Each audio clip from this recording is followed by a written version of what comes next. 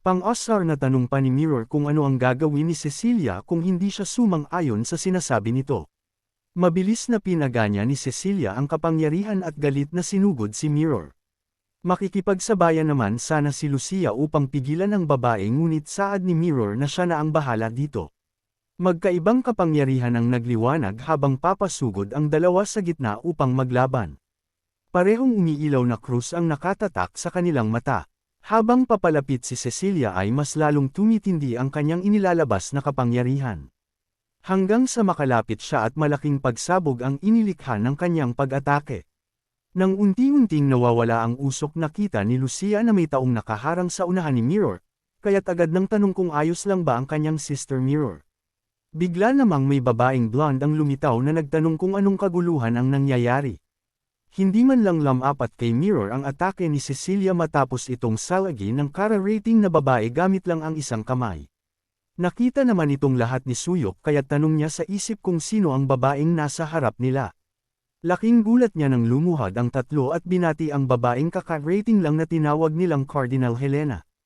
Humingi ng tawad si Cecilia sa kapusukan niya kanina, ngunit sagot ng Cardinal na naunawaan niya ang dahilan nito. Bago umalis ang babae binili niyang sumunod na silang lahat sa kanilang meeting room. Naiwan naman silang apat at bakas pa din ang pandidilim ng mukha ni Cecilia, saad pa niya na hindi pagpupulong ang mangyayari kundi execution trial.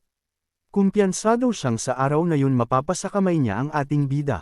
Matapos makaalis si Cecilia sinabi ni Mirror sa sariling mas kailangan niyang pag-ingatan ang kanyang galaw, dahil maling hakbang lang niya buhay ni Suyok at Coco ang magiging kapalit. Nang kumpleto na ang lahat binuksan ni Cardinal Helena ng pagpupulong, habang nakaupo ang lahat ng pinuno nakatayo naman sa harap nila ang ating bida. Bumabati pa lang ang Cardinal ay hindi na nakapag-ante si Cecilia na sumingit. Sabay tanong kung anong dahilan at naruroon ang maduming vampira sa isang sagradong lugar. Doon nagsimula ang usapin tungkol sa bagay na dapat nilang mahigpit na pag-isipan. Dahil batid na ng mga bishop ang kasalukuyang sitwasyon hiningi ni Cardinal Helena ang kanilang opinyon. Gaya ng inaasahan unang-una nang tumaliwas kay Suyok si Cecilia, malakas pa nitong ibingsak ang kamay sa lamesa sabay sabing hindi katanggap-tanggap ang pagkakaroon ng vampira sa Vatican.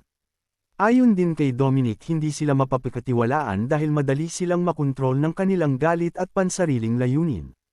Samantalang hindi naman makapagdesisyon si Hilda kung sino ang dapat niyang panigan. Tinanong naman ni Helena ang opinyon ni Lucia gayong ito ang minsan nideng nakasama ni Suyok. Kinuwento ni Lucia na ang una nilang pagkikita ay ang pag-atake ng alagad ni Ana sa hotel. Naligay sa panganib ang buhay ni Suyok nang protektahan niya ang base, at tinulungan ang ibang kasamahan ni Lucia na hindi makalanghap ng lason. Gayunpaman inatake pa rin nila si Suyok ng oras na yon ngunit sa kabila nun ay hindi sila nitong nagawang saktan. Bukod doon malaki ang tiwala ni Lucia sa kanyang sister Mirror. Minsan pa ay nakinita niya sa isip ang pagbembanggan ng dalawa, kaya't umagos na naman ang dugo sa kanyang ilong. Nang si Mirror naman ang tanungin ni Helena simpleng sagot niya na naniniwala siya kay Suyok. Alam niyang karapat-dapat din ito sa Vatican matapos makita ang revelasyon ng kapangyarihan nito.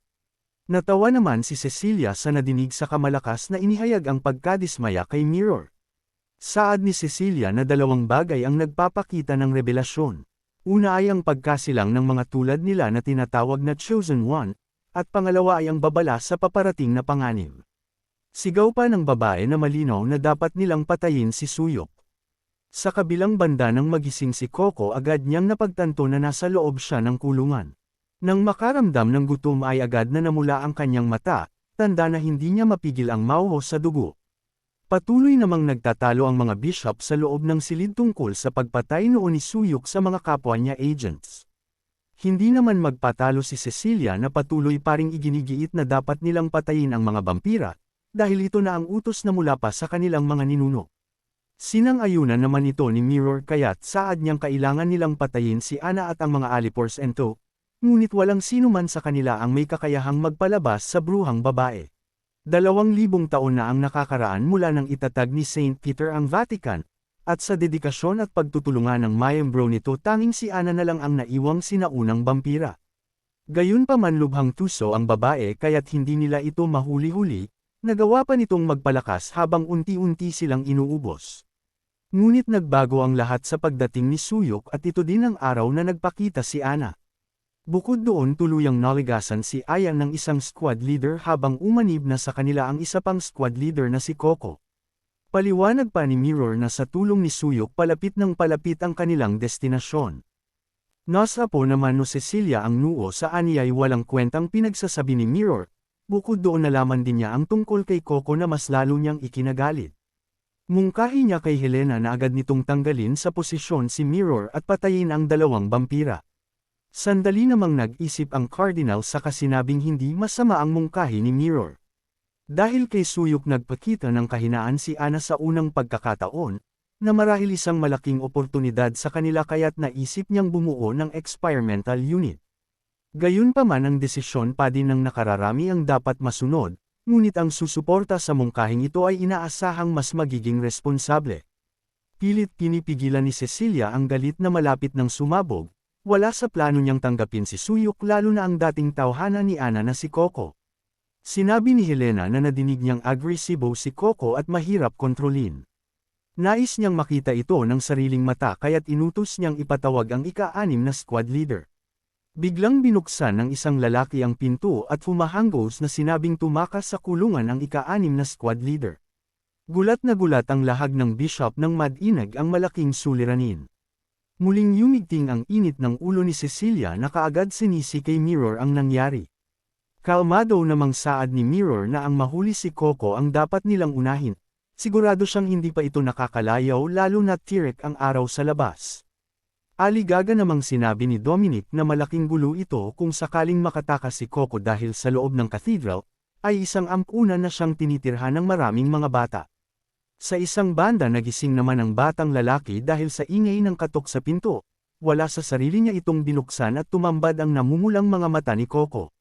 Kaagad na sambit ni Dominic ang pag-aalala sa mga bata na nagdulot naman ng matinding emosyon kay Hilda. Binalot kaagad ng malakas na puwersa ang paligid mula sa munting batang bishop, matapos mag-umapaw ang emosyon nito ng Mad-Inag na target ni Coco ang mga bata.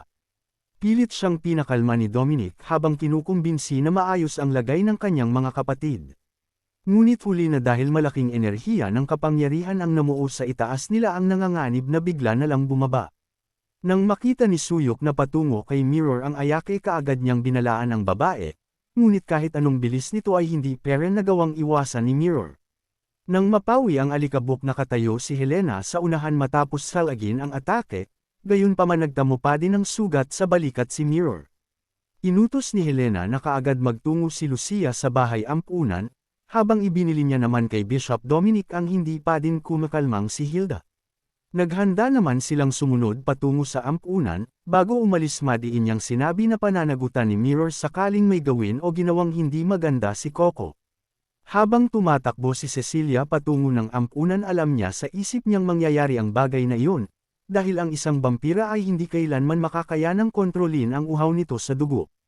Nang malapit na siya nakita niyang nakatayo lang sa labas ng pinto si Lucia, dahil doon kaagad niyang nakinita sa isip ang malagim na senaryo at marahil nahuli na sila ng dating.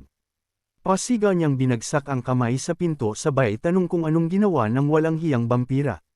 Ngunit imbis na malagim na senaryo tumambad sa kanya ang mga batang naglalaro at nakasakay pa sa likod ni Coco. Natigilan si Cecilia sa nakita niya sa kanapatanong sa isip kung talaga bang squad leader ng vampira si Coco.